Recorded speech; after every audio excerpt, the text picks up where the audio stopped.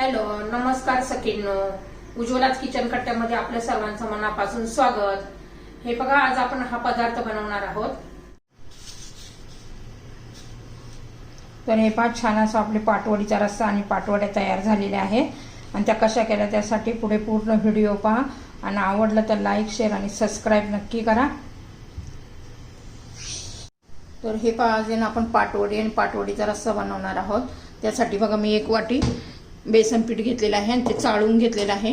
प्रमाण बघा, 1 वाटी बेसन पीठ घेतलं तर 1 वाटीच पाणी घ्यायचं आहे. त्या अगोदर आपण आहे ना, पाटवडीच्या रस्स्यासाठी हे बघा, कांदा, खोबरं, आलं, लसूण आणि यात कोथिंबीर घालून याचं वाटण करून घेऊ. तर हे बघा, मी असं वाटण करून घेतलेलं आहे. आता हे वाटण बाजूला ठेवू आणि प्रथम आपण पाटवडी बनवून घेऊ. तर त्यासाठी मी आता कढई गरम करण्यासाठी ठेवते आणि 1 वाटी बेसन पीठ आपण चाळून घेतलेलं आहे. तर हे पहा, आपलं तेल गरम झालेलं आहे. त्याच्यामध्ये थोडीशी मोहरी घालायची,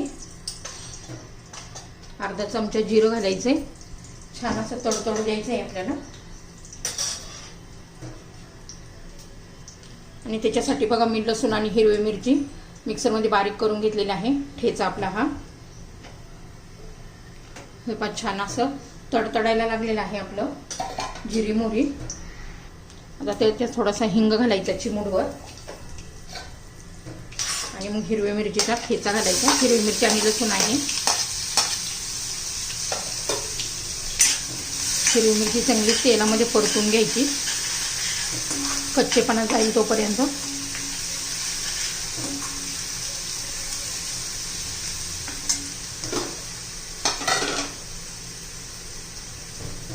थोडीशी हळद घालायची, आपल्या पाटवडीला छान कलर येतो. म्हणजे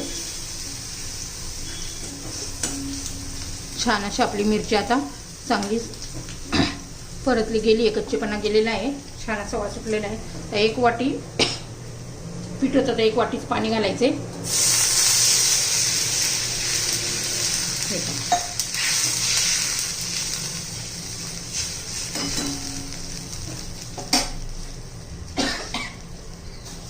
त्यात आता चवीनुसार मीठ घालायचंय. चांगली दणदणून अशी उकळी येऊ द्यायची आपल्याला.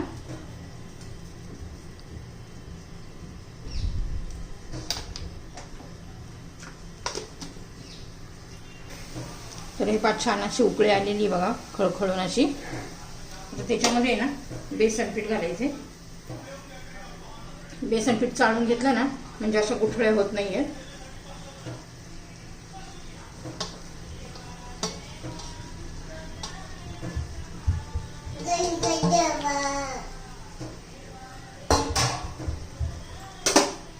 चांगलं असं हलवून घ्यायचंय, असं एकसारखं हलवत राहायचंय. थोडेफार झाले असले तर अशा चमच्याने दाबून दाबून त्या फोडून घ्यायच्या त्या गुठळ्या.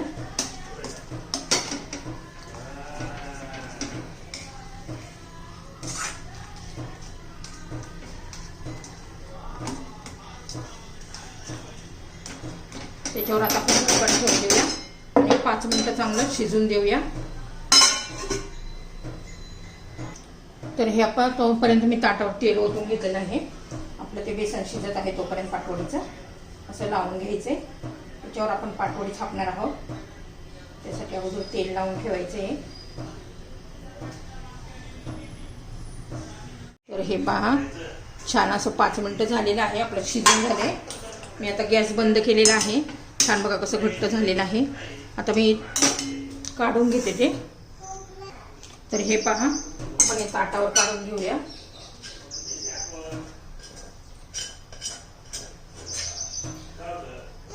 छान असं आपण थापून घेणार आहोत. गरम गरम आहे ना, त्याचं असं थापून घ्यायचंय. पाण्याचा हात लावून थापलं तरी चालेल. पाणी घालून घ्यायचं म्हणजे आपण जो रस्सा करणार आहोत ना, पाटवडी रस्सा, त्याच्यामध्ये हे पाणी घालणार आहोत. खाली लागलेलं सगळं निघून येतं मग. हे बघ, आता या पाण्याला उकळायची तोपर्यंत आपण पाटवडी थापून घेऊया. हे भाग गरम आहे, गरम असतानाच थापून घ्यायचे आपल्याला. छान मस्त. मला कितपत पातळ जाड करायचं त्यानुसार. खूप पातळ पण नाही करायचं, खूप जाड पण नाही करायचं. छान असं थापून घ्यायचे. तर हे पहा बघा, छान असं थापून झालेलं आहे. त्याच्यावर आपण थोडंसं असं खोबरं घालणार आहोत.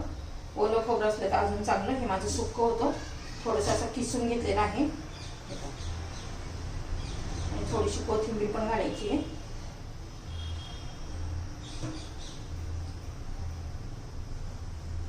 आणि पुन्हा याच्यात थापून घ्यायचंय. आता थोडंसं हे कोमट होऊ द्यायचंय आणि मग कापून घेऊया वड्या. तर हे पहा थोडंसं थंड झालं ना कोमट, लगेच कट करून घ्यायच्यात वड्या अशा.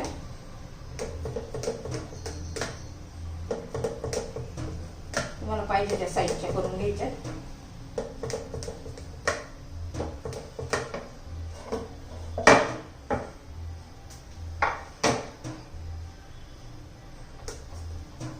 तुम्हाला पाहिजे त्या शेप मध्ये तुम्ही करू शकता.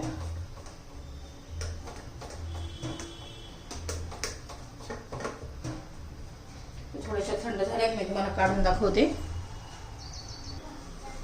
तर हे पहा अशा छान अशा मी मोठ्या मोठ्या केलेल्या आहे. तुम्हाला काढून दाखवते. हे पहा आता हे बाजूला ठेवू, थंड होऊन देऊ आणि नंतर काढून घेऊया.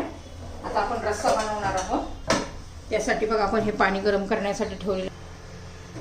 तर हे पहा हे पाणी खाली लागलेलं पण निघतं आणि रस्स्याला चांगला दाटसरपणा पण येतो हे पाटवडीच्या याने.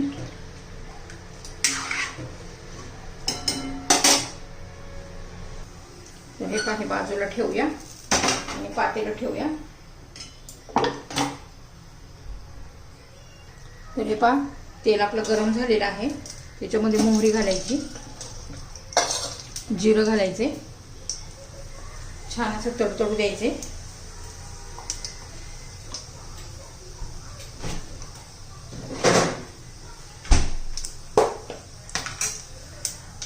कढीपत्ता घालायचा, थोडासा हिंग घालायचा आणि हे पहा मग मी होममेड मसाला, कांदा लसूण मसाला, हळद आणि धना पावडर हे घालून घेऊया.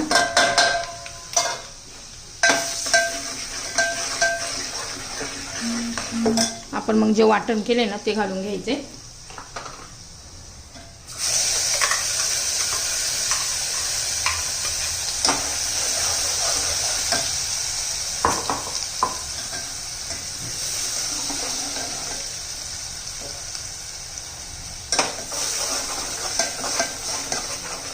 चांगलं तेल सुटेपर्यंत आपण परतून घेऊ. तर हे पहा मी 2-3 मिनिटं चांगलं परतून घेतलेलं आहे. आता आपण हे पाणी घालून घेऊया.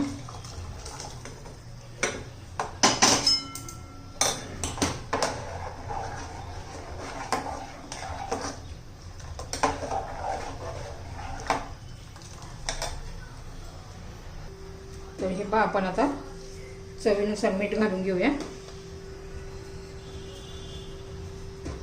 छान असं उकळून द्यायचे 5-6 मिनिटं. छान असं त्याला तरी पण येईल.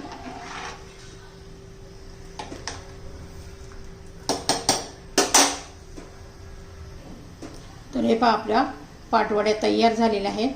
किती छान दिसतात आणि चवीला पण तेवढ्याच भारी लागतात. एकदम भन्नाट अशी त्याची चव लागते. रस्स्याबरोबर आणि बाजरीच्या भाकरी बरोबर खायचं. बाजरीची भाकरी, रस्सा, पाटवडी आणि कांदा लिंबू याच्याबरोबर एकदम एक नंबर अशी ही पाटवडी लागते. तर हे छान अशी पाटवडीचा रस्सा तयार झालेला आहे. मस्त असा एकदम. आणि पाटवड्या पण झालेल्या आहेत बघा किती छान अशा.